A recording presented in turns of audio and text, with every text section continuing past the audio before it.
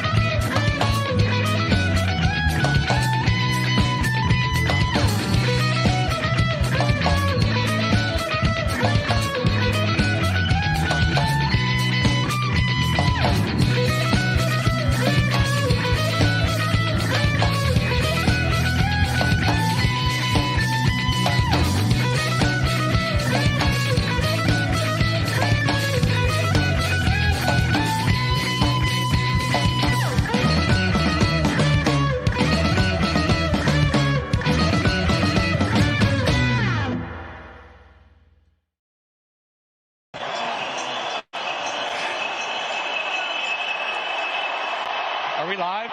We're live. The fact that we don't give a fuck.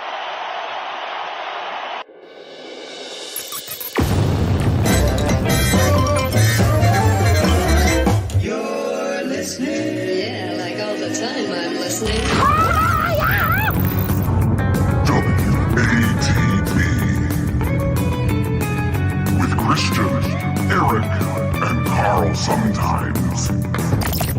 Listen in your office, in your car, or even your neighborhood bar. We're doing it. We're doing it. We're having fun. We're making it happen. It's fun time. Open your mouth, close your eyes. We're going to give you a big surprise. And here it is. Yes, welcome to Who Are These Broadcasters? The only show on the internet where we have clips of bears that you can actually share with your children. I'm Christian Blatt.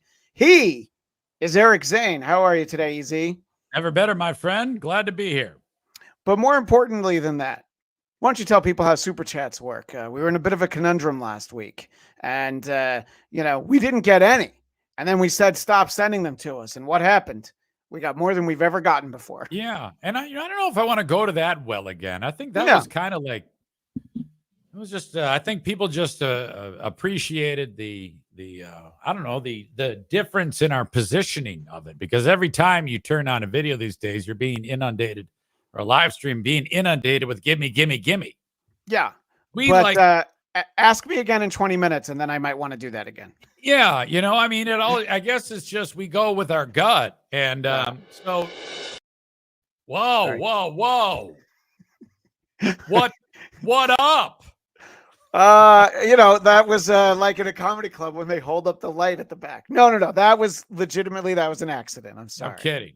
Yeah. I'm not really mad at you. I could never be mad at such a not at this face. Come on. Well, anyway, how we do it on the show is if you leave us a super chat that you would want Christian to sign off with. So if you want him to say something horrible, maybe ripped from the headlines about him, all right, or me, anything. I mean, seriously, we have given you so much material to actually create something horrible that Christian would have to say. I think this is a no-brainer. Throw a dollar amount attached to it. The highest dollar amount with the comment is what the sign-off will be. And also, if you do say something that's actually funny, we'll move you to the front of the line anyway. Yeah, especially Bo Beardington here making fun of Carl. Just do it. And you know what? Taking the call immediately, our pal Hamilton Berger with $2 Canadian. I only watch for the Christian EZ sexual tension. Honestly, that's the only reason I'm here week after week. Right. Without a doubt. And by the way, Johnny Blaze says pro show. How much is the goal? I think Blind Mike did it for $10,000, and we're half the show he is, so $5,000 is our goal for today. Oh my God, I haven't made $5,000 since I've been podcasting. This is like forever now. Yeah, you're saying it's been a moment. Oh my God, it's horrible. We've got a lot of stuff to talk about this week, but I think that there's one thing that's always the most important. And I think our buddy Willie Fitch in the chat is going to be excited to realize that there's nothing more important than WATV. Who are these bears? Who are these bears? And the weeks where we don't have bears, I think there's not as much buzz around the show. But don't worry. We're finally able to reveal something that I think everyone has been on the edge of their seat, cautiously anticipating the revelation. Who was the Fat Bear of the year? Well, we have an answer. Fat Bear contest in Alaska. Revenge was on the menu. All hail the queen. Grazer is the winner for the second straight year after putting on impressive pounds for winter. The 20-year-old female beat out Fat Bear favorite Chunk, who actually killed one of Grazer's cubs over the summer. God. Why is he saying that? What an asshole. Well, I think that this is the kind of misinformation that we're coming to expect from CBS. This is from CBS Morning News. And they're saying Chunk, who killed one of her cubs this summer, let the voters decide, okay? We don't give us your opinion. You're there to give us the news on Fat Bear of the Year, motherfucker. I mean, even if it is a fact that the one bear killed the other bear's cub, I mean, this is supposed to be a feel-good story. You don't throw in baby bear murder at the end of it. Whoever wrote that is an asshole. That's Nate Burleson, by the way. He used to play pro football. He should march over to the copy room and kick his fucking ass for that. I hope he does. Well, let's hear the rest of what Nate Burleson has to say here. I know that's a twist in the story right there. Wow. She won by more than 40,000 votes. So a little payback for what happened to her cub. Yeah. Jeez. Yeah. What do you get for winning Fat Bear contest? Just love from the streets. Okay. Yeah. Just love from the streets. Dark. It was a little bit of a dark turn. That's like something you see in like small town TV, where some shithead writes the copy and then they just read it, Well, we're going to get to know more about Grazer in a moment. But it isn't all sunshine and roses there in the bear community. Sometimes you have to sacrifice your youngling just so that you can win the crown. Let's find out a little bit more about Grazer, who, by the way, I mean, when I was in college, especially after one of those $1 Jägermeister specials, I definitely did worse than Grazer. Dominant female when she has cubs. I mean, no one wants to get in her way. Yeah, I wouldn't want at least to. if they want to survive. But Grazer was single this year, and she had no cubs to defend and feed. So, yeah, why did she have no cubs to defend and feed, Eric? Yeah, she's hard to get along with, obviously. Well, I think it's because Chunk murdered it. Yeah, well, that too. Yes. Absolutely. And so I guess she's a lonely bear, a lonely old fat bear. Right, exactly. Which, some of us have a type. I'm not going to say whether or not it's mine or it ever was, but let's hear. She could just concentrate on herself and job one, which is getting fat. And she did a great job of doing that. So that's my favorite part of this profile. All she could do is concentrate on herself. And look, easily we all have to do work on ourselves sometimes. Right. But it's more fun when the work you need to do on yourself is just get more fat. Well, and there's oftentimes they say don't run from a bear. But correct. I think that's one that you could probably run from and it would not catch you. That is yeah, apparently it's a bit of a fallacy that the way to get away from a bear is to climb a tree, because some bears can climb a tree. I do not believe that Grazer will be getting up that tree at any point. Well, look, we're having some fun with Fat Bear of the Year, so get ready for everyone to sing along for the theme song of Fat Bear of the Year. Being first for Fat Bear, we go Fat Bear Week. Fat Bear Week. You can keep your sharks. I'm holding out for Fat Bear Week. Go Fat Bear Week. Fat Bear Week. You can keep your sharks. I'm holding out for Fat Bear Week. Were you admiring her junk in the trunk?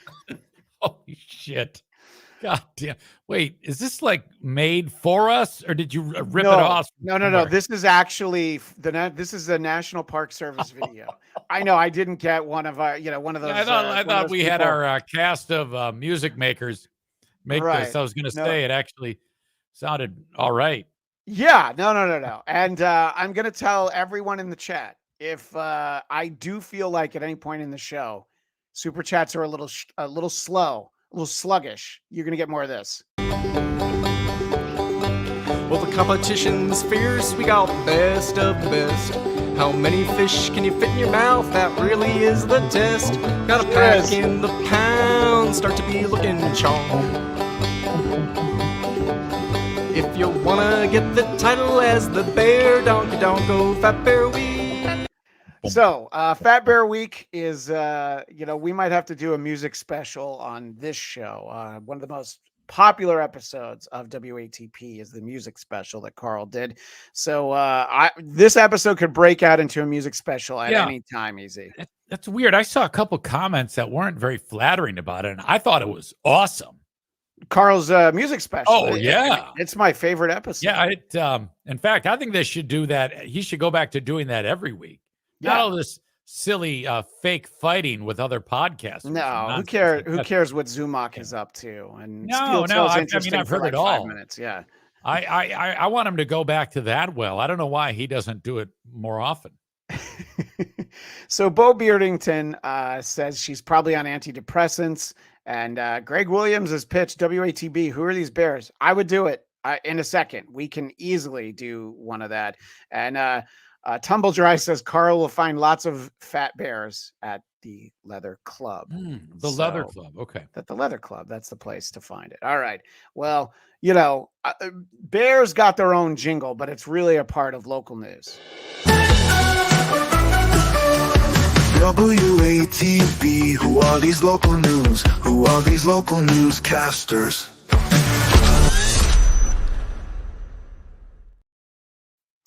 And we were so jam-packed last week, we didn't get to any of the Hurricane Milton footage. We covered Helene really well, There was the guy who begrudgingly saved someone from drowning in a car, put her on his back. He Remember waited that? way too long, by the way. Way too long. Yeah, I know that could have but also a nominee for Fat Bear of the Year, I believe, from that clip. But we do have some great local news. The city of Atlanta has really been through a lot over the past month, and I don't think they needed this from a conversation about Hurricane Milton. Milton, but now we got the second half, and I got to remind everyone that you might still be in the eye right now. There's a lot more to go. I think back to the Atlanta Falcons first half Super Bowl winner. We know what happened to the second half when the Patriots came back to life. So do not sleep on the second half of Milton. I mean, that's just cruel and unusual. There's no reason anyone, and a lot of people in the South are going to be watching this broadcast. I think that was highly unnecessary. It is. It's highly unnecessary, and it's old. I mean, that's a yeah. What an asshole. My son was a baby that Super Bowl. I remember it, and I mean, look, it's noteworthy. It was crazy that it happened, but I don't think that was the time for it. And sort of adjacent to the sports world a little bit, this was some of the big news out of Hurricane Milton. Was down in the St. Pete area. Hurricane Milton has made landfall, and it has made a dent. Look at this. We're taking a live look now at Tropicana Field. The roof ripped right off of the stadium there. And this is just what we're beginning to see as we're starting to really get a sense of the extent of the damage there after Milton hit as a Category 3 storm with devastating winds. So I've got just some B-roll that we'll kind of talk over. So this is the day after. You can really get a look. And the baseball season starts in March of 2025. And it's already been announced that the Tampa Bay Rays will not be ready to play in this venue that you're looking at right here. Can you believe it? They can't whip this into shape in like 5 months, Eric. Oh, my God. That is a spectacular bit of destruction. That is that shot alone makes the hurricane worth it. Well, I think, people who maybe lost loved ones in the hurricane and, weren't insured. No? Don't wreck it. Don't wreck it. Don't. Should I talk about how many baby bears were murdered in the hurricane, or should we just leave that? No. We don't even want to open up that Pandora's box because this is a magnificent bit of destruction, and I'm kind of glad it happened. Well, I've never been to that venue. I understand it's atrocious, and I've been to dome stadiums. I went to the old Metrodome. I've been to Olympic Stadium when the Expos still played there, and I think that this might be one of those. One of those with a silver lining. It's not that old, right? I mean, they've played there since I think '98. I think that they've always played there, so it's relatively new. But I know that they have a new stadium coming, but not for like 4 years. But isn't it like that because it's ungodly hot during the baseball season? Oh, you need a dome there, yeah. And the new Miami stadium has a roof as well. But there are some people that connected the dots and thought, where the Rays should play this season? Oakland, because the A's have already left. There's literally no one playing there, so they should just become the Oakland Rays for a year. All right. Kind of rhyme. A's, Rays. It does rhyme. The Oakland Rays. The Oakland Rays. Come on. Yes. I would definitely drive the 5 hours up there for a Rays home game in Oakland. Hey, Bo Beardington with a super sticker. Right now, that is our winner in terms of what dollar is amount. A super sticker? Can someone help me out? What is that? I think, correct me if I'm wrong, chat. I think on YouTube, they can see like an image on the super sticker. It's like an emoji, but maybe I'm wrong. But here on StreamYard, where you and I are doing it, we don't see what the super sticker is. Wouldn't it be easier to write out some crazy anti-Semitic thing that Christian can say instead? I mean, look, Bo Beardington is always welcome to write out something anti-Semitic, possibly racially charged that I can say later in the show. I mean, come on, guys. Yeah. I mean, I'm an easy target. I mean, people have been talking shit about me. Chad's missing upper lip has been destroying me all week. Where is he at? Chad's missing upper lip is not a fan, and he checked out an episode of my podcast, The Black Cast, and he was also not kind to the guest that I had on. Followed it up and said that he enjoyed some of it. Well, he enjoyed your review of some fucking movie. Yeah, when I had Husey and Liam McEnany on, he was okay with that. Talking about Joker, and I believe I'll be Megalopolis. Yeah, Megalopolis. I also did. So if you want that stuff, go to the Blackcast, BLADTCAST. Right. You can find the episode that Chad's Missing Upper Lip didn't enjoy, but also our Megalopolis and Joker 2 episodes. I don't know what's not to like about me. I find myself very likable and enjoyable. Yes, I believe both of those things are true. Likable and enjoyable. All right. Well, that was the local flair. Let's have a quick drive-by over there in national news. WATB, who are these national news? Who are these national newscasters?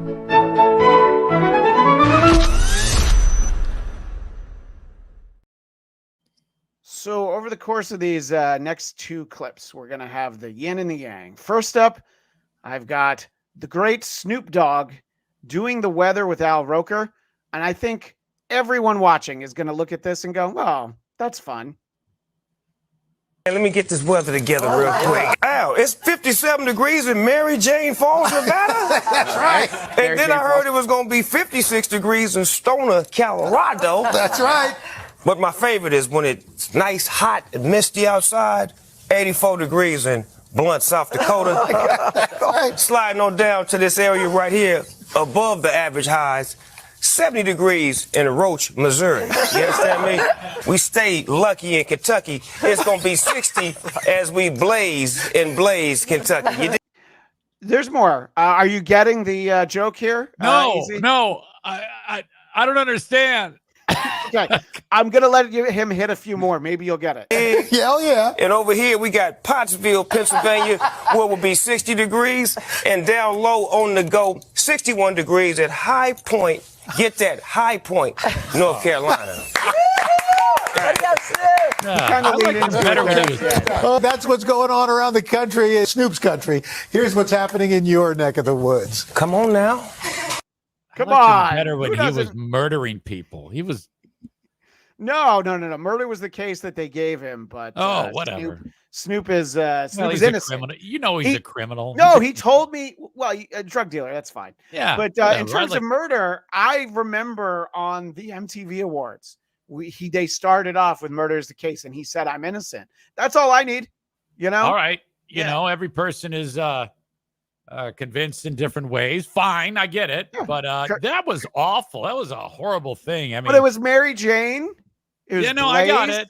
Yeah. High Point. It sucks. It sucks. Right. And so does he, you know? Well, I would never say that about my friend from the LBC, the DOGG, but apparently we're going to have to agree to disagree. Let us know in the chat. That was a great bit.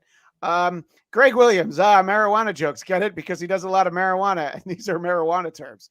Yeah. Like, remember we had that bakery on like months ago? They had all the weed named items. Yes. Pot is funny, everybody.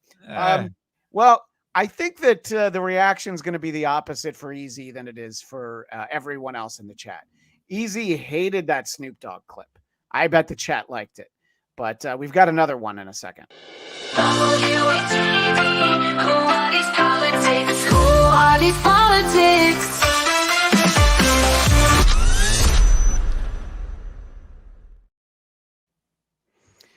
So, Reverend Shitstain Powerful Pooper. Guys, did you know Snoop Dogg smoked weed 30 years ago? I mean, 30 minutes ago. And yes, I do believe. I know people love when I tell stories about when I used to be in show business, but there was a Thursday that Snoop was the musical guest on SNL that weekend at NBC in 30 Rock, where I was an NBC page. And he rehearsed in the afternoon, and they were doing an extra episode of the Rosie O'Donnell show. And they couldn't seat that audience because they had to air it out because of the weed smoke from next door, not in the studio. No, down the hall was so much. They're like, we can't bring these housewives and their kids into the Rosie studio. We had to get those big fans. And that's outstanding. What was the age of young Blatt then? 22, 21? I was 23 the year that I was an young NBC Blatt. page, and I was 22 when I was an intern. And there was so much ahead of me. There was so much hope Right. There's joy in my eyes. There's a spring in my step. And I'm like, look out, world. I'm going to make it big. What were you going to say, Izzy? I don't know what a page is. What does a page do? Did you ever see the series 30 Rock? I've heard of it, and I know that Alec Baldwin was in it, but I don't know. I never watched it. And he's a national hero for some of his recent work. But I would say that there's a character named Kenneth on that show. He's an NBC page. So you, at least in those days, you'd wear an ugly polyester suit with a tie. You give tours, but you also help seat people at audiences for shows, and you can get assigned to some shows. They would show up a lot on when Letterman was there, and you'll see them sometimes at SNL when they go outside. Oh, that's a shit job. Oh, $10 an hour in 1999. They call that a page. I call that a fuck face. That's just the stupidest thing I ever heard in my life. Well, I was able to during the course of that year get pretty much all of my friends and relatives into Saturday Night Live tapings or live shows or the rehearsal, which is actually really hard to do. So you kind of go power mad in a gig like that. All right, let's get back to Snoop Dogg though. So Easy didn't like that last one. Maybe you're going to like this one, although I think that this clip might be less popular with our chat. He was making an appearance on a show on Sirius XM, and no, I did not research the name of the show. Apologize. Nah, I really don't apologize, man, because a lot of my fans get mad at me when I talk bad about him, but I think it's safe to say most people in our culture do not. Well, you need to know that. You need to know that a lot of your fans is racist. Ain't no fucking way around. Don't even try to put no. I don't even want to put anything around. I do. I don't give a fuck. I tell him straight up, motherfucker. If you like that nigga, you motherfucking racist. Fuck you and fuck him. Now what? All right. Draw the line, nigga. He drew the lines. Exactly. He drew the motherfucking lines. Before him, there were no lines. Everybody was everybody. We respected everything. We didn't trip. But nigga, when you drew the line, nigga, start pointing motherfuckers out and saying, nigga, fuck y'all then, nigga. Yeah, that's how I feel. You and them. If you just. Holy shit. God damn So he's so serious. Motherfucker, I don't want to live in a world where he's that pissed off. We're using that word slightly less on this show than we usually do, but I know everybody's ready for it. Wow. So he had that to say about former President Donald Trump. Wait, was the first guy saying a lot of his audience likes Trump? What he's saying is that people don't like when I talk about him. And I don't know, he might have made the point that there are people in his audience who do like Trump, but Snoop was not having it. No, my God damn. Holy shit, that got awkward. Yeah. Fucking hey. The big story over the weekend was McDonald's, and not just because Boo Buckets are back at Happy Meals is a big deal in my house, but a new trainee put on the apron, and there's a lot of footage of this, of Donald Trump at McDonald's. I decided, because I know how excited our audience is, I found the most biased coverage of it that I could, also from CBS. So let's check this out. Weekend in Pennsylvania, where, take a look at this. He worked a 15-minute shift at a closed McDonald's. Okay, I'm going to pause it right there. So he hit him twice. They hit him twice. It's a 15-minute shift. Right. At a closed McDonald's. So again, they're not reporting and letting us decide. Well, it's like anybody was thinking that this was real. I mean, no one's thinking this is real. I noticed that too. People were making a big deal that it was staged. Of course it's staged. What the fuck? This guy was in front of people and his ear got blown off. What the fuck do you want him to do? Yeah. And also, are they going to let him handle the food? I would have liked to have seen. I assume that everything he made, he got to keep. You know, he got to just bring it back, back in the limo, which that's what I really wanted to see. So here he is getting, I don't know what size that apron is, but I'm going to guess jumbo. While at the drive-through window, Trump was asked by CBS News if he would consider raising the minimum wage. This was his response. Well, I think these people work hard. They're great. And I just saw a process that's beautiful. It's a beautiful thing to see. These are great franchises and produce a lot of jobs, and it's great. And great people working here, too. Okay, didn't answer the question. So again, didn't answer the question. This little twerp needs to point out, okay, didn't answer the question. Yeah, we got it. We heard him. We figured if he answered the question, you would have put it in there. Yeah, And, right. yeah. What? I don't even remember what the question was. What was the question? What he would do about the minimum wage, which honestly is a valid question if he's at McDonald's. You know, you're like, okay, well, what would you do about the minimum wage? And anybody who's been to a McDonald's recently, and I sure have, what did they do about the minimum wage, Reese? Oh yeah, they have less employees and touch screens everywhere. So pretty much. Yeah. Have you noticed that McDonald's has gotten to a point where every one of them now, it started out as a few experimental kiosks. Yeah. And now they're everywhere. Like you go to the most bumfuck town, like pretty much all of Michigan is like third world.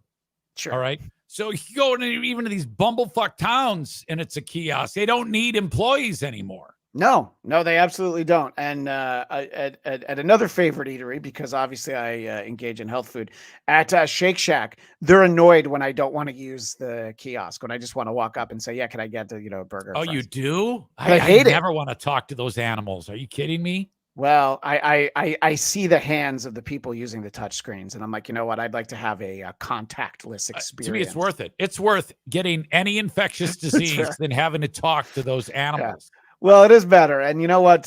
Shout out to Wawa, who led the way in this. Like 20 years ago, they had touch screens, and the idea of not interacting with the general public is a win for everybody. Speaking of a win for everybody, our next clip, EZ sent me an email this morning when he read the descriptions, which I appreciate that you opened the email and you saw what was in there. To me, this is a top 10 clip in the history of the show, and I haven't even shown it yet. And I know a lot of people are talking about this, but this is huge, literally. But Arnold Palmer was all man, and I say that in all due respect to women, and I love women. But this is a guy that was all man. This man was strong and tough. And I refuse to say it, but when he took showers with the other pros, they came out of there, they said, oh my God, that's unbelievable. I had to say it. Did you? Did you We really? have women that are highly sophisticated here. Did he have to say that, Easy? First of all, in Latrobe, PA, there are no sophisticated women. That's fair. That's a lie. Yeah. And then just the fact that we're living in a great world when of all people that can be discussed, the cock of that person, Arnold Palmer's cock, made its way into a fucking Trump speech. That's why I've maintained this all along. It doesn't matter who wins the election.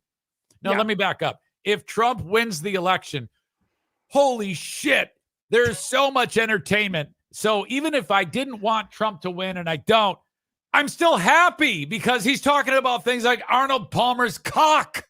We have said many times on this show, it's win-win for this show. Whatever happens, I don't care how anyone votes. In fact, you can stay home on a couple Tuesdays. Yeah, it's fine. I mean, 2 weeks from now, you don't have to go out. It's fine. Yeah, I'm not that passionate about it to say one way or the other who's right, who's wrong, who's dumb, who's smart. Fuck you, don't fuck you. Yeah. I'm not. Okay, I get one vote, I throw it in, I go home, I don't even worry about it. Oh, But you only get to vote once in Michigan, right? In California, we get like a wheelbarrow full of votes. Good. Yeah. But if he wins, fuck yes, because he's talking about things like Arnold Palmer's cock. Yeah. Did you hear Arnold Palmer's daughter weighed in about Trump talking about her dad's cock? She said Dad would not have wanted for people to know how huge his cock was. Really? I'm pretty sure he's proud. You know, he would. How wonderful of it! What a great! Can you imagine if 30 years ago we would have never have dreamed of this moment happening? Now we get it every goddamn day. It's Christmas every day. Oh, I'm so happy. I'm so happy. Well, some people had a little bit of uncomfortability talking about this, and I tried to circumcise this clip best I could because it would have been as huge as Arnold Palmer. So we'll look at that in a moment. But E.B. Nay says the Arnold Palmer McWiener will be Trump's legacy. Thank you, E.B. Nay. Which that's either E.B. or E flat. I'm not sure what it is. Oh, is that yeah, could be Ebnay? Maybe Ebnay or Ebnay. Yeah, I don't think it's E flat. No, Yeah. Let us know. Hey, the only way that we'll find out is if he super chats us 10 pounds. That's the only way we're going to find out what the answer is. This is true. I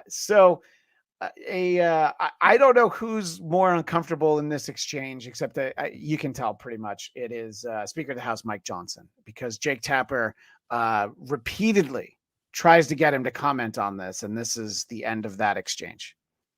Why is he talking about Arnold Palmer's penis in front of Pennsylvania voters? Jake, you seem to like that line a lot. Let me tell you that Donald Trump is doing rallies nonstop around the country. Let me just say something. I don't want to be talking about this. Right. Donald Trump is out there saying it. It is. But you continue to. Let's talk about. Because you won't. Wait a minute. Hold on. You won't address it. He is out there talking to. No, I'll address it. Let me answer it. Okay. Okay, don't say it again. We don't have to say it. I get it. There's lines in a rally. When President Trump is at a rally, sometimes he'll speak for 2 straight hours. Yeah, so he talks for 2 hours, and a lot of crazy shit comes out of his mouth. Yeah, that's.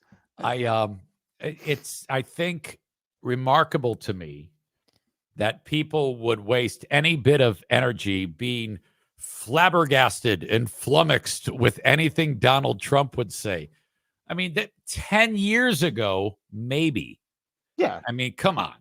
At this point in time, every week passes, he says something that's just kind of out of left field. Yeah. Because the one guy's right. Yeah, when you're out there talking for 2 hours, you're looking for shit to talk about. Holy fuck.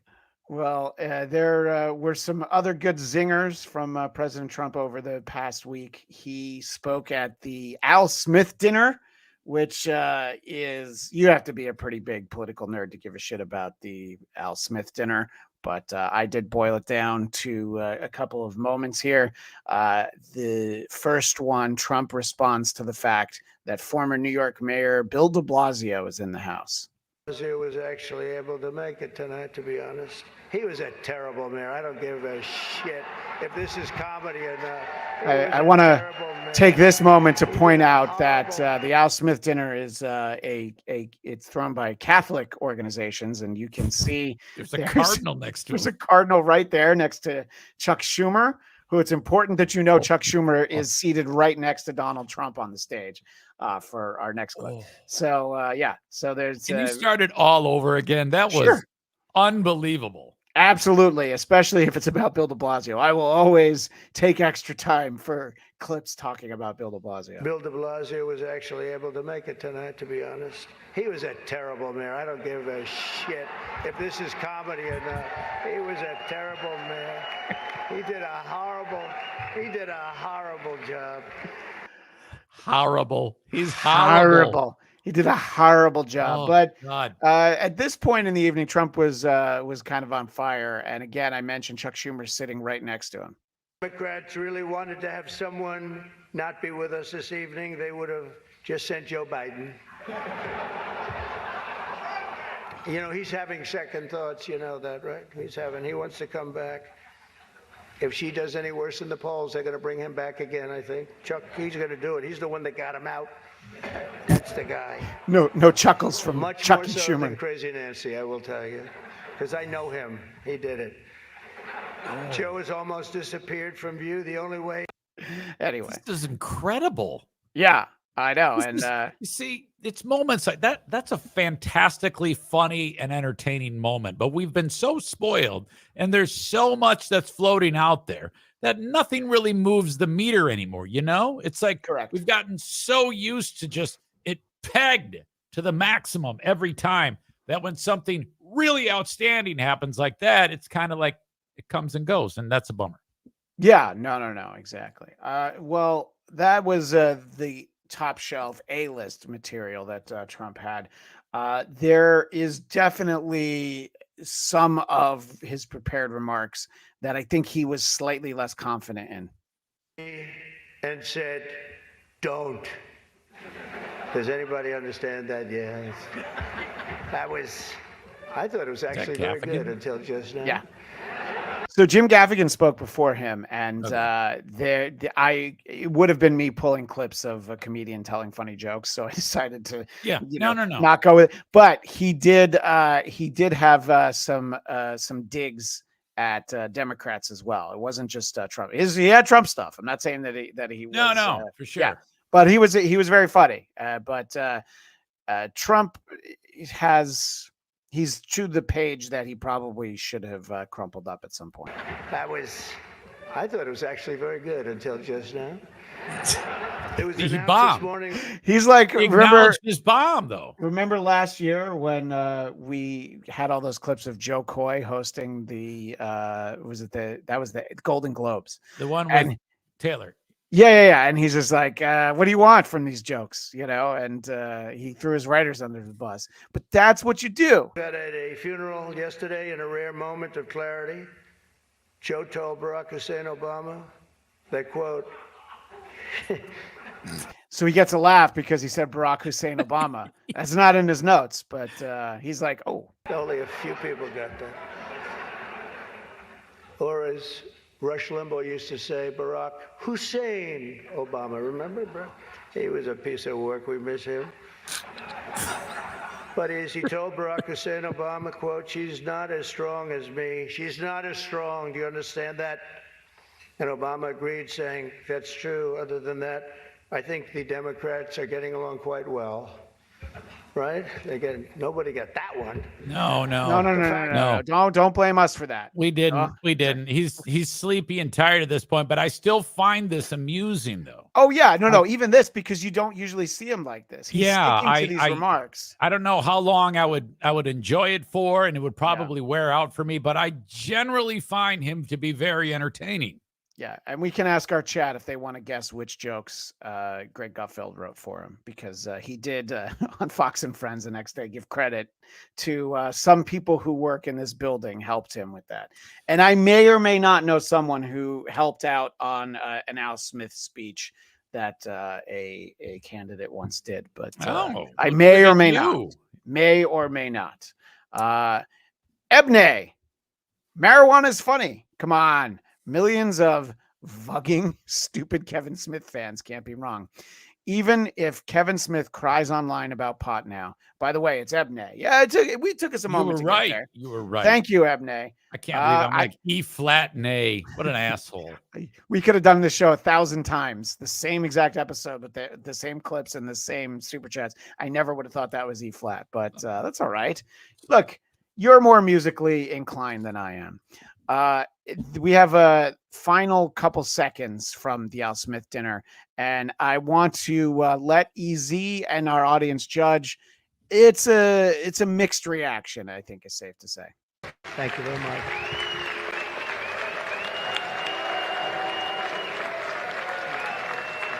So there's a couple of boos there. That's why I thought. But it's the applause is trying to drown out the boos. You get a little jeering, which honestly, you're going to get that mixed bag everywhere these days.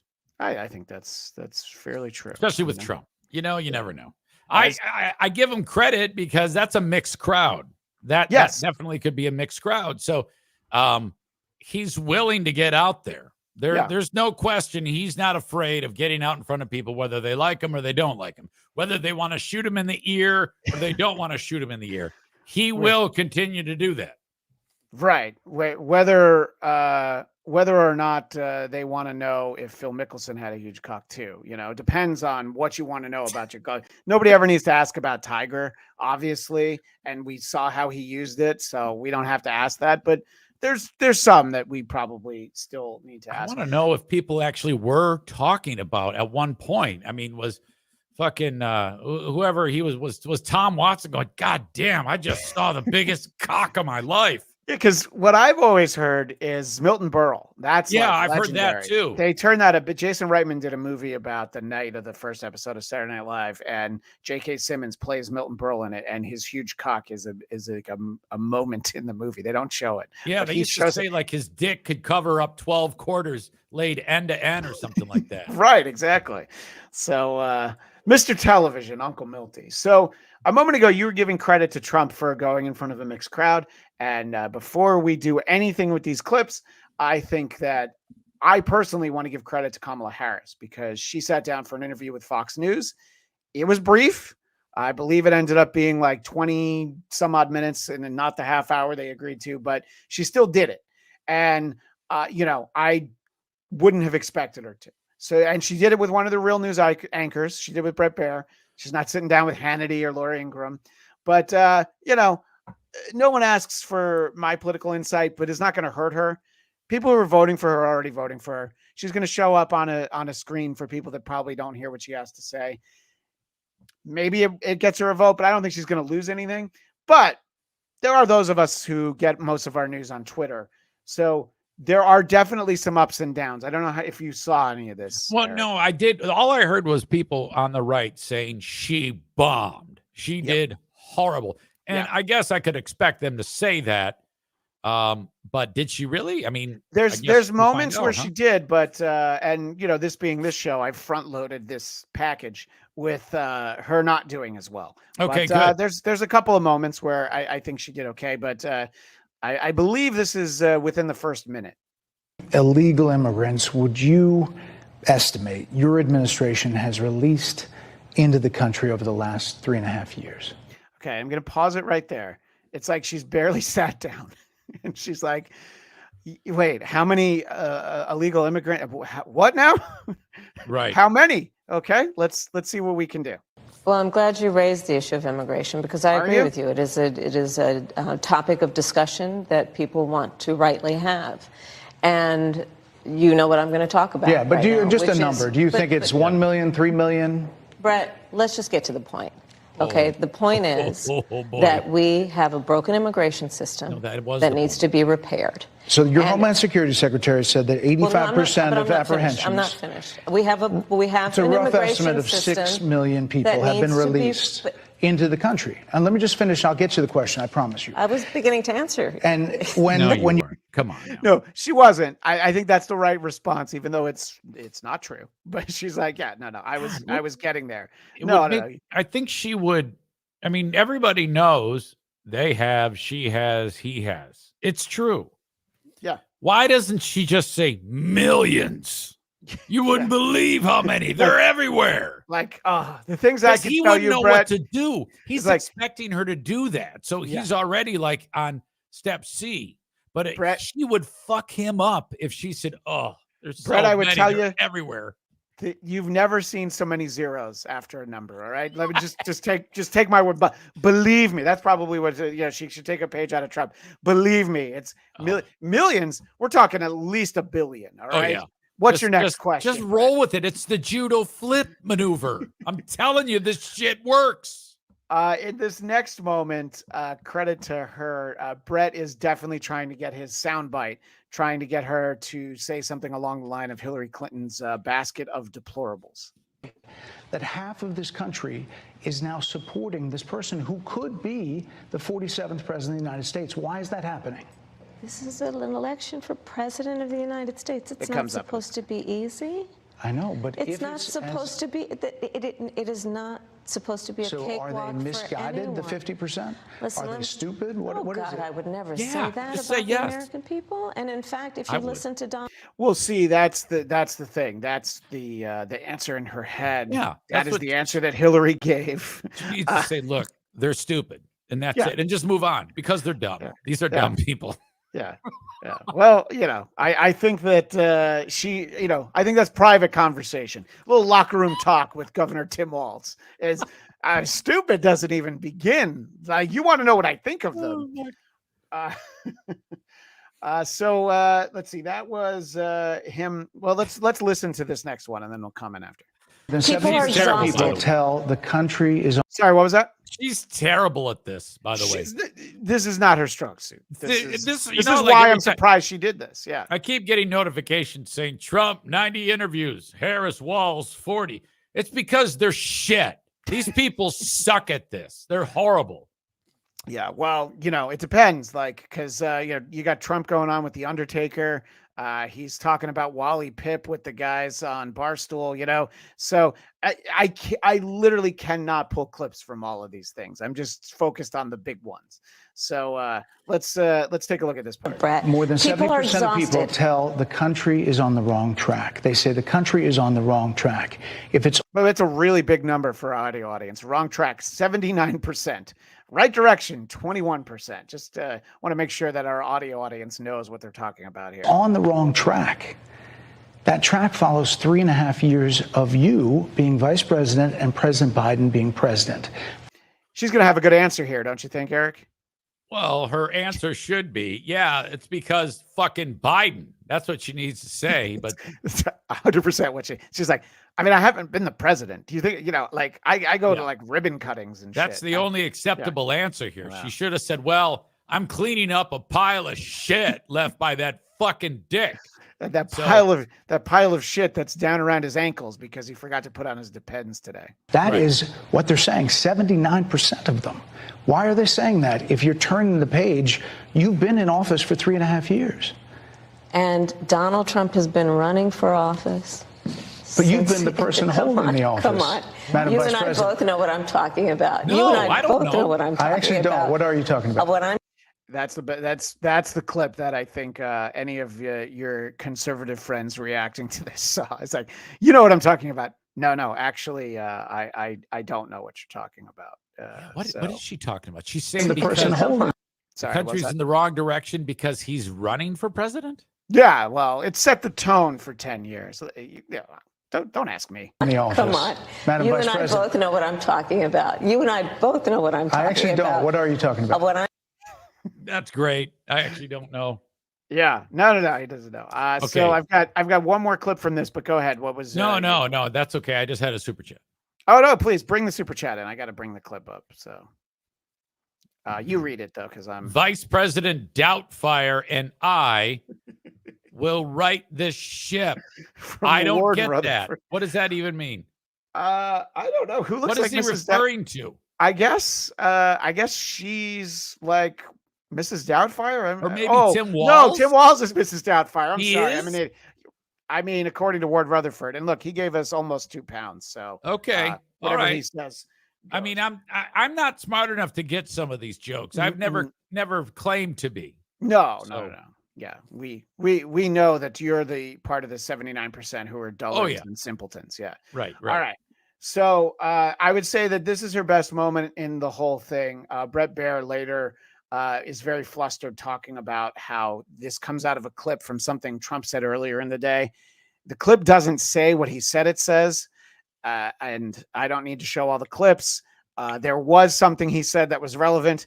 This is not necessarily Bret Baier's fault that whoever rolled in the clip didn't have it at the right spot, but she's trying to make the point of something that he's been talking about, and she calls Bret out for like this clip you just showed had literally nothing to do about it. Might as well have shown Fat Bear of the Year. Okay. I'm sorry, and with all due respect, that clip was not what he has been saying about the enemy within that he has repeated when he's speaking about the American people. That's not what you just showed. Well, he was asked about that No, specific. that's not what you just showed. In all fairness and I'm telling respect you, to that was the question that we asked him. you didn't show that, and here's the bottom line. He has repeated it many times, and you and I both know that. And you and I both know that he has talked about turning the American military on the American people. Yeah, that part's fine. So he's like he's definitely a little bit battered there. And this, I forgot. I have one more that I don't need the beginning of this. That's towards the end. It was essentially a pathway to citizenship for the. Finish, yes, may ma'am. I finish responding, But please? you have to let me finish. You had the please. White House and the House and the Senate, I'm and they in the didn't middle bring up of that bill. responding to the point you're raising, Okay. and I'd like to finish. Yes, ma'am. That's the most humiliating part of the whole Yes, afternoon ma'am. for Bret Baier. What a he came at her hard like he should have, and oh my God, Megyn Kelly was sopping wet the next morning talking about what a great job her old buddy did. But to that moment where he's like, "Yes, ma'am," I can't believe I almost didn't play him saying, "Yes, ma'am." So. I see Bo Barrington says, "God damn, she's terrible." Without a doubt. She Yeah, is yeah, no. The worst. at this type of setting. It's just horrible. And that's why before we played it, I was like, look, credit to her for actually doing it. I don't know that Biden ever sat down with Fox News, even talking 4 years ago. So it's like she did that. But, if you want analysis of a major political interview like that, there's really only one place to turn, and that would be former Saturday Night Live cast member Jim Brewer. What was his take on the interview? It goes, 70% of America says we're heading in the wrong direction. And what do you have to say to those 70% of Americans? And Donald Trump's been running.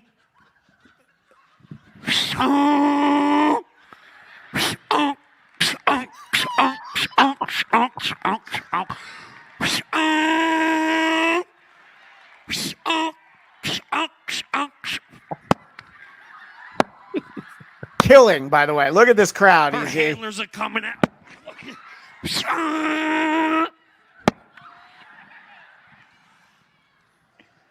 Shit.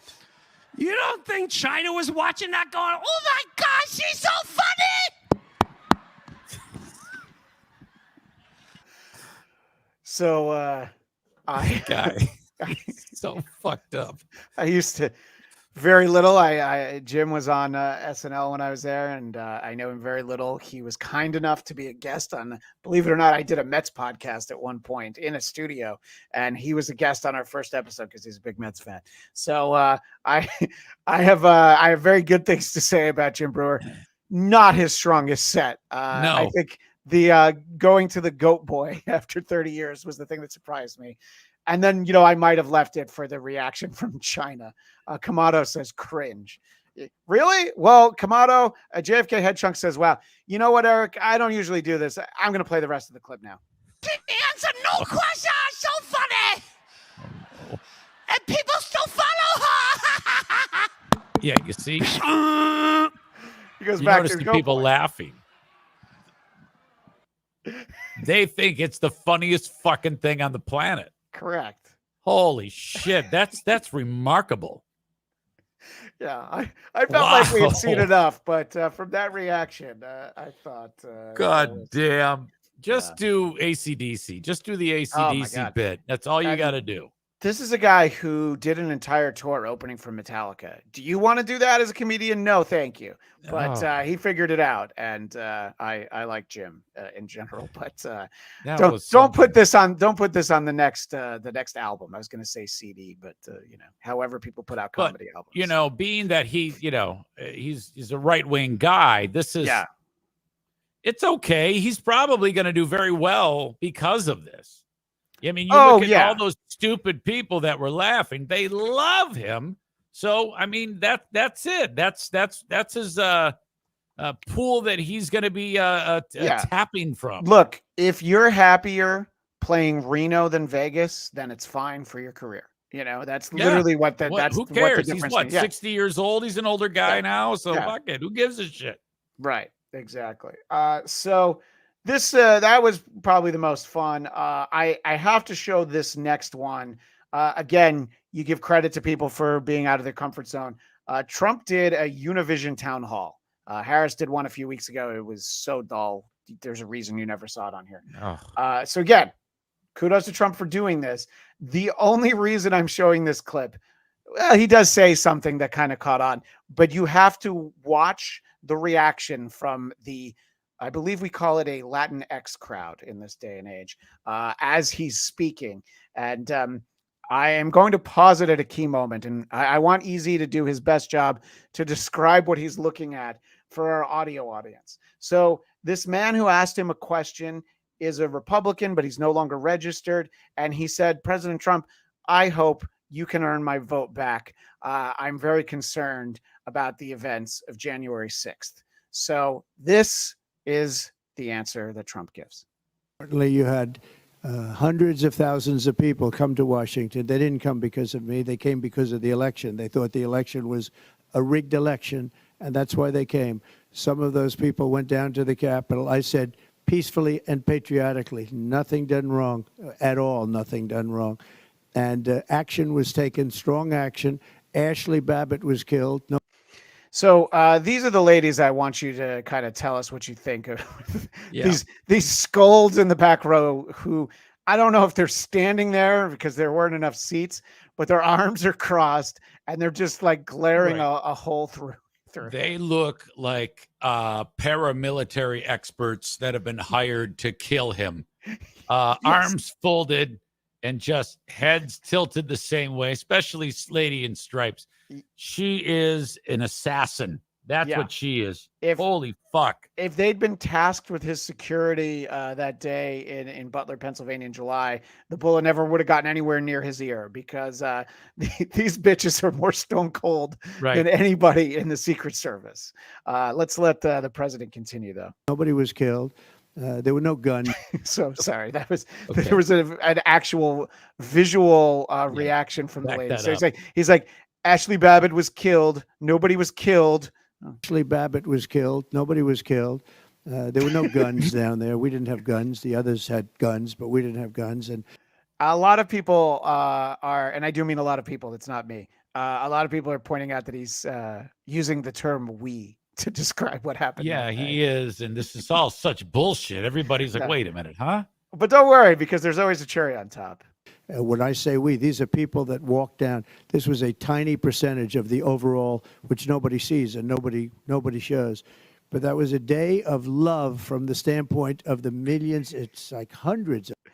Day of love. How would you describe the guy on the left's reaction when he said it was a day of love? Right. Well, Guy had his head tipped to one side while he was listening to this man spin this yarn.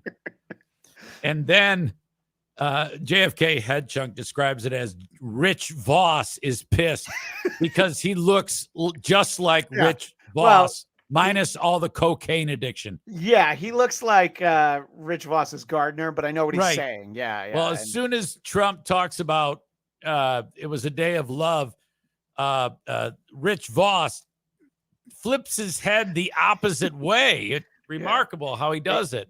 He's like all the shit that I've been listening to filled up this year, so I got to shake it out of this year. Yeah, that's what he visibly. I mean, that's remarkable. That's the second a change in posture by a person who's hearing something by this lying fucking fool. You mean the Latino guy? That's the lying fool. Is that what you're talking about? Well, whatever. Okay. And I know January 6th is not a popular subject on this show, but don't worry. I have a clip about an even less popular topic, which is gun control. And this is an amazing answer where President Trump responds to a question from, I believe that this was the guy on Lost who was there on the plane with all the stars. Explain your gun control policy to the parents of the victims of school shootings? Wait, what do you say? Sorry, we were trying to remember Hurley's name. Yeah, Could you explain your gun control policy to the parents of the victims of school shootings? I could. We have a Second Amendment. Okay. And right to bear arms, essentially. Sure. And I'm very strongly an advocate of that. I think you need that. I think that if you ever tried to get rid of it, you wouldn't be able to do it. You wouldn't be able to take away the guns because people need that for security. They need it for entertainment and for sport and other things. But so he's saying this is what would you say to the victims of school shootings, the loved ones of dead kids? Well, we need these for entertainment. Yeah. Oh, no. I would say, have you ever been duck hunting? It's amazing.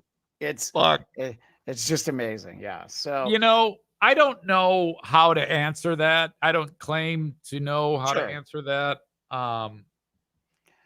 That's a tough one. That's a tough one. I always say, and we'll get off of that soapbox, it would be great if either side could just be like, yeah, let's actually talk about guns. What can we do? Is there anything? Because no one will talk about it. And you're like, could help. We had a clip a few weeks ago where I believe that the response, I think it was JD Vance, that just said, well, you just need stronger doors at the schools. And that Which seems isn't, like a solution. I mean, I don't know if it's quite that simple. I don't necessarily disagree with the beefed up security argument, but at the same time, can you imagine if Trump was was actually honest. Instead of all that, whatever he said, he just said, well, yeah, but I love guns. So that's just the way it goes. Oh, I mean, because it'd be horrible, but it would be at least honest compared to what that was. No, exactly. Well, we've had we've seen a lot of President Trump, so let's move on from Donald Trump, at least for a little bit, probably for the rest of the show, though. And let's take a look at Lara Trump.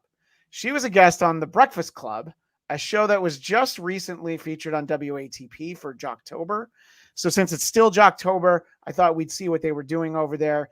And we'll see how Charlamagne the God, who, yes, did an audio town hall with Kamala Harris. I do not have any clips from it. It's not because I didn't watch it. Just, you're welcome. All right. You don't need any clips from that. But when they talk to Lara Trump, this is a great moment right here. Trump really was very beneficial to the Black community when he was in the White House. I will say I've never seen this man say a racist thing. I think the attacks are fairly. Why is that funny, Charlamagne? I'm just like, it's hysterical. But I mean, no, Charlamagne, because people act like there's no such thing as Google, or we don't have TV. We don't have what radio. Is it that you think? So this clip is prepared from the social media for The Breakfast Club. I should have said that in the beginning because he talks about right here. So it's like, oh, you're saying that he's never said a racist thing. You're acting like there's no Google. Well, in the moment, they didn't do anything. But in this clip, there might have been a moment that Charlamagne thought was relevant. That he said. When Mexico sends its people, they're not sending their best. They're bringing drugs. They're bringing crime.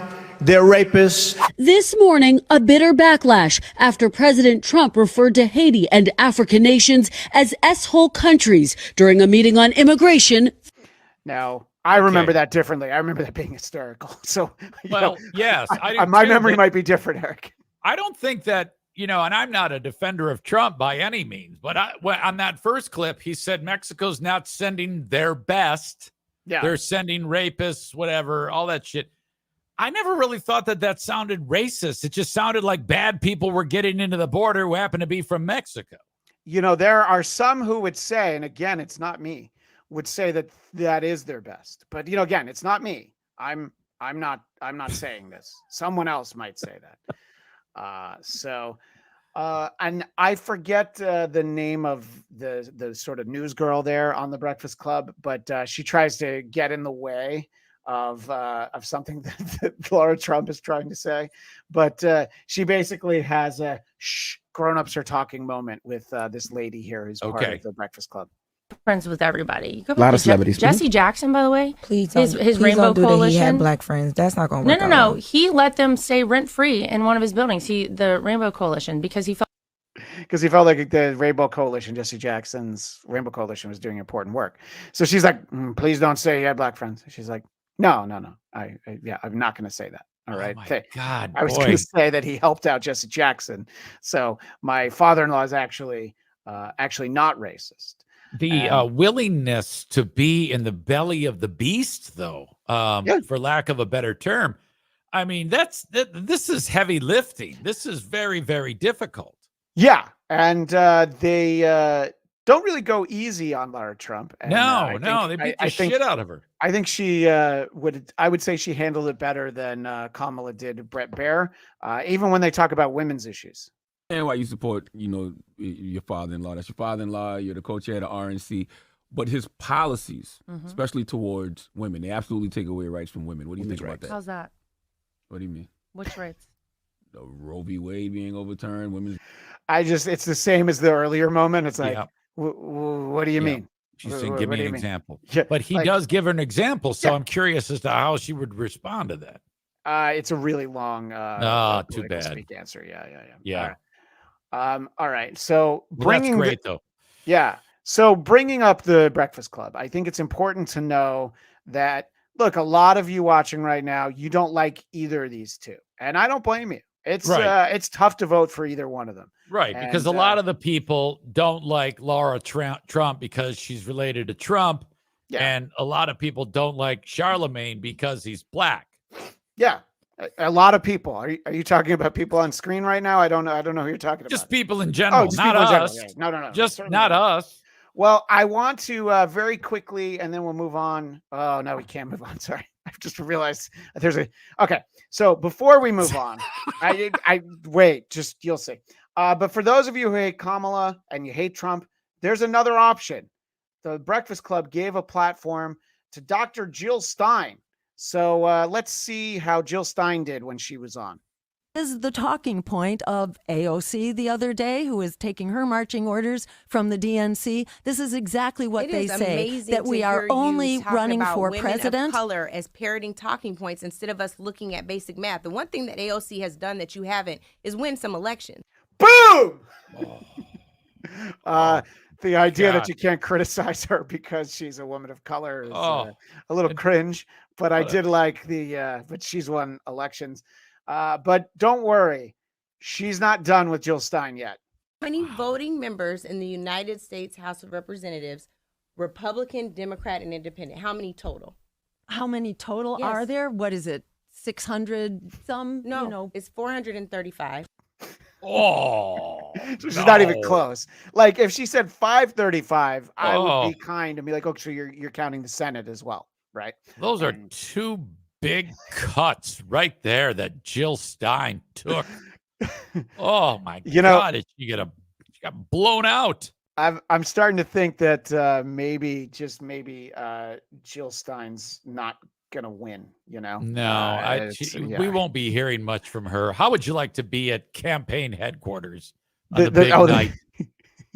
I mean, why even go? Actually, I'd kind of love to be there. I think there's nowhere I'd rather be. But there's a bunch of volunteers. They're like, why the fuck are we even going to this fucking thing? So we had Lara Trump a moment ago, and it made me realize, like, where in the hell has Kimberly Guilfoyle been? We have not seen her in a while. And then I remembered, Eric, that I have clips that I've been trying to play for somewhere between 4 and 6 weeks, and we keep running out of time. Well, today's the day. This event might be why we haven't seen Kimberly in a while. And also, I think Don Jr. has moved on to someone younger with her real face. So I don't think he's with her anymore. But this is part of the reason why we don't see her anymore. Of life have had enough of the Democrats' decline, and we are ready. We are willing, and we are able to spark a new era of American exceptionalism. You can clap for that. Anytime that you're borrowing from Chad Zumach's I was gonna say that's a Zumach. I got an applause break. Yeah. Well, she sounds like that she might have been having the post-game party before this speech. Shit, and what a weird looking face. Yeah, what a fucking crypt keeper. Good Yeah. God. Yeah, no. There's a time where that face was fine, but that's not it right now. Towards the brighter days ahead. Victory is in our sights. America's future is in our hands. America's destiny is in our control. And America's prosperity is in our hearts and souls. Oh, no. She signed the So my challenge to all of you, Yep. What is your challenge? stay in the fight. Yeah. Oh, yeah. Where's the Hulk Hogan real American theme? Yeah. Jesus Christ. Look at this joke. Yo, Go ahead. Yoda World writes, thank you, Easter Island head. So our final political clip is one that I found this morning. We're talking about some of the attractive women of the world. And I have this one right here. And I'm going to have to play it a second time. I'll already tell you. But Marjorie Taylor Greene is speaking about real food versus artificial food. I love her. Totally wants to provide surveillance on every part of your life. They want to know when you're eating. They want to know if you're eating a cheeseburger, which is very bad because Bill Gates wants you to eat his fake meat that grows in a Peachtree dish. I want to make sure that everybody hears what kind of dish that grows in. You're eating. They want to know if you're eating a cheeseburger, which is very bad because Bill Gates wants you to eat his fake meat that grows in a Peachtree dish. in a Peachtree dish. Now, to her credit, look, she's from Georgia. In Atlanta, like every street is called Peachtree. What was the other one she did that was spectacular? God, there was one that she did. I know the one you're talking about. The fuck was it? Somebody knows. Somebody knows what the fuck she said. It was about 2 years ago. She had one that was just ridiculous. I can't remember. Somebody super chatted to us because that's the only way that we're going to see it. All right. I do have to move over to sportscasters, and I didn't check with you how you are on time today, but we'll wrap it up after some sports. You sent me something for sports that I need to play. So yes. Yeah. So, but let's kick that off. Home of the hourly triple play. W-A-T-B, who are these sportscasters? Just listen and find out who are these sportscasters.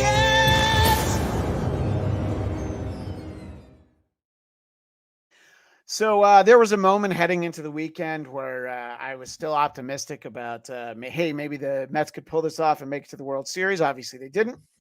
And, I've been plastering these airwaves with my Mets propaganda for the past month. And I'd be lying if I didn't say I was disappointed, but I didn't scream about it on the internet. I didn't pretend to break my gaming chair like we saw last week. They had no business making the playoffs at all. So it was fun. And everybody was having fun. And last Friday night, the Mets did beat the Dodgers. Everyone in the ballpark was having fun, except for Derek Jeter. Mrs. Met thought there was some chemistry there. Mr. Met not a big fan. My girl's here. Not of that. Come over here, honey. So Big Papi David Ortiz notices that Mrs. Met is just out of the camera shot. Apparently, we have. Here she Mrs. comes. Met is here. Hi, how you doing? Oh, nice. Well, there you go. See? Uh-oh. Mr. Met's not having it. See, Kevin, when you win, everything is shareable. Everything's shareable. I just make that up. Is this a love triangle? What's going on What's here? going on, girl? Mr. Met. All right, so Big Papi gets up. I think this is a show for He's another going to dance with network. Mrs. Met. Mr. Met realizes it's an opportunity, and he sits down, and look who's had enough. Mr. Met normally doesn't have a lot to say, but we have. Mr. I think that's the end. Wet fucking blanket Derek Jeter. What an asshole. There you go. There's What some drama an unfolding here. asshole. I guess maybe that follows us to L.A. Yeah. Wow. Do you know how bad you have to be as a broadcaster for me to look at that and go, you know what? A-Rod's not so bad. Right. A-Rod's having a good time. Jeter, A-Rod what is- a fucking idiot. Yeah. And, I flew to New York for the World Series in 2015, and A-Rod was sitting there right behind us, and he was having fun. He was joking around with the Mets fans. Jeter just does not have any fun, and he's proud of it, as we saw on Sunday, which was the next game.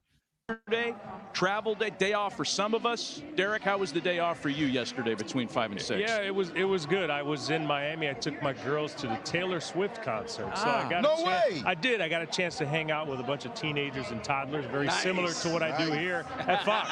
I love it, man. Oh, Yeah. So okay. yeah, he hangs out with children when he's on Fox, and Yeah, this there's guy no is fun to be had. he is a fucking stick in the mud. This is an asshole. I need to see nothing more about Derek Jeter. Yeah. Fuck off. Well, What a it's interesting. dick. Yeah. Six pack. Wow, Mr. Too Good for this cunt. Yeah. And look, I hated him as a player because he was good and he always came, but I hate him as a broadcaster for the opposite reason. So I think that you have a number of Mets fans who kind of saw it the way I did. It's like, oh, we had fun. Look, we had Grimace. Great. What's wrong with that? But the ballpark definitely cleared out late in Game 4. And this is a perfect moment that encapsulates the way the season ended. You're not going to have to listen that closely, Easy. The first. So you can hear a fan. Clear as day on broadcast television. That's all I hear is fucking. You all fucking suck. Oh, is that what he's... Yes. Here, we'll give it to you. We'll give it to you one more time. That's The great. first World Series Yeah. He hands it off to the lead guy. Yeah. It's just like, You he's all like, fucking suck. let's not, let's just ignore that. That's awesome. Yeah, no. That was a great moment. But don't worry for people who enjoy jumping on bandwagons. Don't worry at all. The Yankees are still they're in the World Series. They're going to play the Dodgers, and that's going to be great for casual sports fans, people who actually follow baseball. Maybe a little bit less than excited, but somebody who's very excited to be able to do this. Somebody who we thought had retired forever. New York Yankees radio voice John Sterling. A bouncer, and Rizzo is going to be picked off. He's in the middle between second and third. Hedges now throws to second, on the way to third, back to second, back to third, tagged out, end of inning. Boy, if that wasn't the Yankees, that's what they do, run the bases like drunks. Oh, well, Glaber will lead off the next inning. I do love the idea that he said that they ran like drunks. I like that. Yeah, no, that's a great moment from him. So fans of Who Are These Socials know that if you leave enough super chats, if you super chat enough, you get a personalized jingle. And by the way, Who Are These Socials will still be happening on Thursday at 6 p.m. Eastern, but it'll be over on the Blind Mike Project channel. He's sort of doing a crossover between both shows because Carl's headed to Detroit. I believe he'll actually be at a Red Wings game at that time. But in any case, Juan Soto, the tremendous hitter that is part of the Yankees this year, has his own personalized jingle, thanks to our friend that we just saw, that we just heard from, John Sterling. No, that's not it. Sorry. as much as I love that one. Swung on a high fly to center. Back goes Thomas on the track. He's at the wall, and she's gone. A 3-run home run. The Yankee bench comes on the field. Wow, what a Soto photo. A long, high fly to deep right center and out. He's wonderful, marvelous. A 3-run blast by Soto with 2 outs here in the 10th. And the Yankees now take a 5-2 lead, and they're 3 outs away from going to the World Series. Here's your favorite part. From down here by the dugout, this whole dugout erupted. They were out on the warning track. Aaron Judge was jumping up and down, and there is bedlam in this dugout. I know how much you love. If genital warts had a voice, it would be Susan Waldman. Susan, what the fuck? Susan Waldman, yeah. Oh, God. Yeah. Oh, shit. Talk about a terrible clip, and then you hear that thing. Yeah, I know. It's that's what the premier franchise in the sport of baseball is treated to on a regular basis. All right, I have one last sports clip, and EZ sent me this one. I saw our pal Dick Masterson was talking about this, but I hadn't actually seen the clip, and I'm glad that you sent it to me, is my point. And just let me know if you're having any trouble hearing it. This is going to be the WNBA finals between Minnesota and New York. This is the decisive game, I believe. So these are the 2 best teams in the WNBA. And we have the person who posted this. I'll give them credit after we play the clip. They are commenting on what we see here. Okay, you're going to tell me these are the best 2 teams in women's basketball? This is as good as it gets, huh? Let's just watch this entire sequence. A horrible shot, not even close. Another horrible shot, massive air ball. Air balls happen. Okay. Fucking Wesley Snipes dribbles down the court. Another shit shot. There's 2. They're all awful. They're not even close. Ionescu, she's a legend, right? Yep. No. Look at stuck in the corner. This is game 5. This is the final game of the WNBA finals. Yep. Finally a big foul on Wesley Snipes. Yeah. The best of the best. It was so ugly. Face says it all. Yeah. Oh, By the way, was that I'm bad. pretty Okay, you're sure gonna that tell I me these are the saw best two Luther teams? Campbell from Two Live Crew there. Yeah, And so it's this guy is RJ Local. He just goes by Rye, and I believe that's his commentary. So shout out to him for saying what. Just imagine somebody watching that for entertainment, and right. they're nowhere near the net. And that's unfortunately happens. I mean, there are moments, Sure. but you got to understand, you're watching the equivalent of like the ninth grade JV men's team could probably beat a WNBA team, is what I'm telling you. Yeah, we should check in on that. There was a bar that opened, I think, in Portland, Oregon, that only showed women's sports. And they I have to go see if that bar's still open. I'm going to do some homework for next week. I'll let you know. I think we already know the answer. A celebrity in the chat, associate producer Ralph. Some would say he sounds just like a potato. Easy, I'm coming to Detroit. Not really a threat. Oh, okay. That's good. associate producer Ralph, who people know from Tukey Soup. So in any case, I think we'll end it there on the WNBA. Next week, Eric, will be our special Halloween episode. We're going to welcome back to the show a friend of the show, big part of the universe we're all part of. I reached out to Casey Day, who people have really gotten to know in recent months over there on the Blind Mike Project. He even filled in for Blind Mike on Who Are These Socials a few times, done a tremendous job. Oh. So I talked to Casey Day, and he agreed to come on next Tuesday, but because it's Halloween, he agreed to my request that he show up in costume. That's right. You wanted the best. You got the best. Hack Ride is back. Hack Ride will be on this show next Tuesday. People are asking for more Hack Ride. Enough Casey Day. He's a nice enough guy. No, Hack Ride will be on this show next Tuesday. Unless we get like a $200 super chat right now, literally right now. Then I'll split it with Casey and tell him. Come on, it's Halloween. It's Halloween. Oh, no. Wow. All right. Fine. Oh, shit. I love this one. Shit stained powerful pooper says incoming 0 viewers. I think you might be trending downward a little bit. And honestly, if we had 0 viewers, would we even know? In any case, before next week, head over to whoarethese.com right now, become a YouTube member, join their Patreon for bonus episodes. And while you're there, look for the voicemail number. We haven't gotten a voicemail in a while.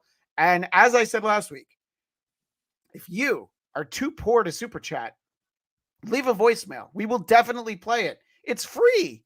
Leave a voicemail. Eric Zane, where do people find you? Best way to find me is find me Eric Zane. Oops. Shit. Eric Zane Show. Just search me out and you can check me out. Eric Zane Show, wherever you download shows and on Twitch. And Yoda World comes in. Best I can do is Tree Fitty. What? You mean to tell me you gave the Loch Ness Monster Tree Fitty? Thank you, Yoda World. And I accidentally hit the wrong button. It says that Yoda World was banned. That is not my intention. All right. Carl is going to have to go in and fix that because and unban Yoda World? Yeah, because I can't access that. Yoda World. God. That is Eric Zane's fault, but we are going to correct. It was an accident, goddammit. Yeah. No. Because we don't want the message to get out there that if you super chat us, you're going to get banned. No, that's something that Vito Giswaldi would do. We don't run a ship like that over here. Sorry about that. We appreciate your contributions. All right. I got to remember to ask Carl to fix that. Sorry, Yoda World. Thank you for the Tree Fitty. I was in the middle of my Loch Ness Monster Tree Fitty. Because this 350 gets banned. Yeah. So my podcast, Blackcast, we talked about a little bit earlier. We've been covering some truly bad films, and I'm excited because I'm going to be checking out Venom 3, The Last Dance. So we'll be getting to that soon. Check it out over on Blackcast, BLADTCAST. And I'm going through the super chats. Oh, by the way, we should have shouted out. I love it when you call me Big Papa. Big Papa became a YouTube member. Congratulations. You're part of the elite now. So Bo Beardington is not the high dollar amount. I guess it's our friend Ebne.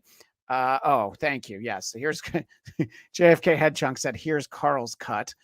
And all right, I guess that it's also not that one. I'm just trying to. There it is. You found it. Ebne with $4.99. And I'm going to very slowly leave the door open in case anyone wants to have a last minute super chat that'll help us hit the goal. But thank you, everybody who contributes, especially Yoda Whirl, who was just trying to have some fun. I'm so sorry about that. That's all right. So that is all the time we have for now. We'll see you next Tuesday with Hack Ride. But until then, this is Christian Blatt reminding you that every mic is a hot mic, but marijuana is funny. Come on. Millions of vugging stupid Kevin Smith fans can't be wrong, even if Kevin cries online about pot now. By the way, it's Ebne. No, we got it, Ebne. Ebne. We'll see you next Tuesday.